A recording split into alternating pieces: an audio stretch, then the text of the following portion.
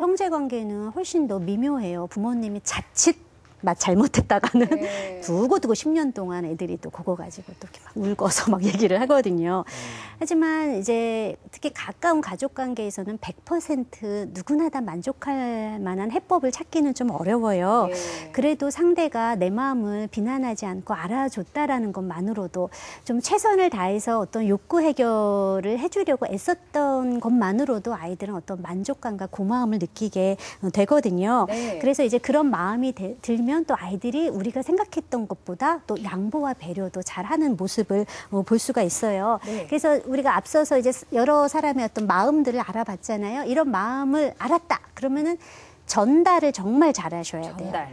마음은 다 아는데 그거 딱 빼놓고 그냥 다른 얘기를 해버리시는 경우가 있는데요. 내 마음, 상대의 마음을 예쁘게 표현 전달해 주시면 돼요. 뭐 예를 들면 한이도 누나처럼 너만의 방을 갖고 싶구나. 아유, 누나의 멋진 방을 보니 좀 생동하고 부럽구나. 그런데 또 누나는 또 동생 마음을 이해하지만 너가 좀 계시는 좀 너가 해보고 싶었구나. 이런 마음. 그리고 아유, 엄마도 한이에게 한이만의 방을 만들어주고 싶은데 아직은 우리 집이 크지 않아서 한이만의 방을 만들어줄 수가 없어서 안타깝구나. 라고 이렇게 예쁘게 말해주는 거예요. 그리고 또 아이의 어떤 한이의 문제가, 한이가 어떻게 보면 가장 좀 힘든 아이잖아요. 네. 한이의 문제를 조금 더 탐구를 해봐야 돼요. 엄마 생각에는 얘가 자기의 어떤 방을 갖고 싶다라고 생각할 수도 있는데 아이는 침대를 갖고 싶을 수도 있고요. 예. 책상을 갖고 싶을 수도 있기 때문에 아이에게 다시 한번 문제를 조금 더 깊이 탐구해 보는 거예요. 그러니까 한이는 한이 방이 정말 갖고 싶은 거야? 아니면 누나처럼 침대를 갖고 싶은 거니? 아니면 너만의 책상을 갖고 싶은 거니? 라고 탐색을 해서 진짜 욕구를 파악하는 과정까지 해야 하는 거죠. 네. 그래서 대충 파악이 됐다면 뭐예요? 대안, 가능한 해결책 모색하게 해야 되는데 이게 제일 어렵다고 했어요. 네. 그리고 연습해 봐야죠. 네. 한번 생각해 보셨어요? 네, 저희가 방송 전에 선생님한테 과제를 받았어요. 그래서 답을 썼는데 어떻게 하셨어요? 저는 이 문제가 이사를 가기 전에 먼저 논의가 됐으면 좋겠지 않나 생각이 들어요. 그래서 어떻게 보면 방이 하나 있는데 어떻게 쓰면 좋겠냐. 먼저 이런 거를 먼저 이렇게 같이 한번 얘기를 해보는 게 좋을 것 같고, 문제가 있다라고 하면 집은 모두의 공간이니까 한이만의 방이 없다라고 하면 특수한 공간을 만들어주고 아니면 같이 방을 쓰는 방법으로 하는 게 좋을 것 같습니다. 요거 좋네요. 저 지금 김영규 씨 그거 답을 보니까 저는 일단요.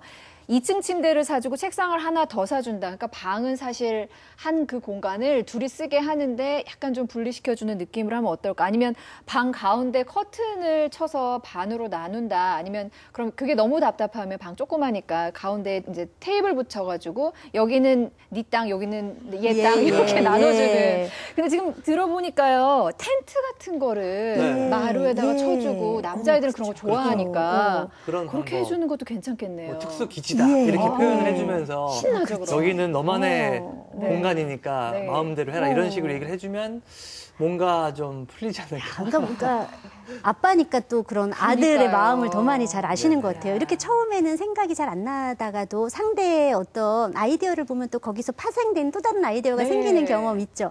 그래서 가족이 함께 얘기하다 보면은 예상외로 많은 해결책이 나올 수가 있어요. 그래서 이런 어떤 문제 해결할 때도 엄마는 이제 이렇게 멋지게 우아하게 표현을 해주는 거예요. 네. 지금 당장 한이만의 방을 만들어줄 수는 없지만 그래도 한이만의 어떤 공간을 함께 만들어줬으면 좋겠어. 한번 어떤 좋은 방법이 있을까? 우리 한번 이야기해보자라고 해서 네. 커다란 화이트보드나 아니면 커다란 전지 그리고 매직 이런 거 준비하셔가지고요. 한번 대안들을 모색하는 것들을 해보시는 이게 그 거예요. 대안이에요? 예, 그래서 저도 이제 몇 가지 대안들을 한 9개, 10개 정도 이제 대안을 한번 생각해 봤는데요. 네.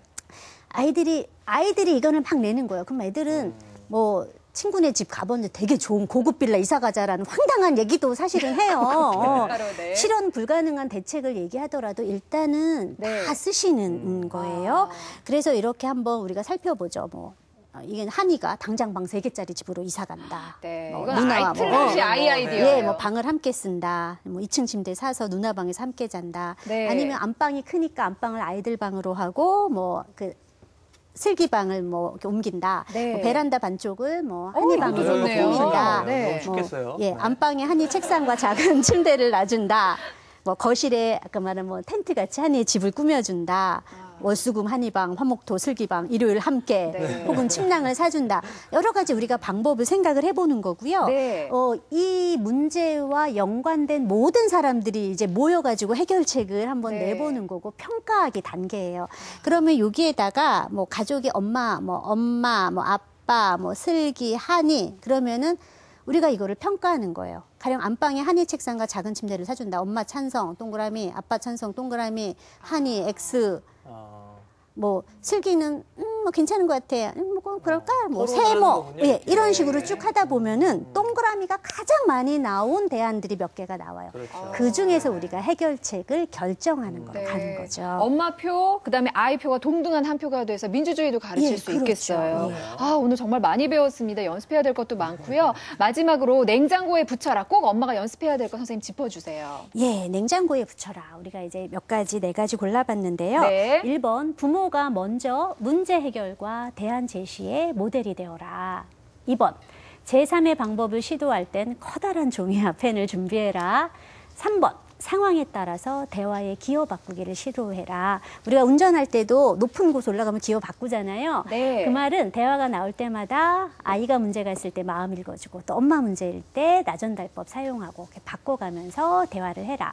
4번, 최상의 방법만을 찾으려 하지 말고 최선의 방법을 모색해라. 그렇군요.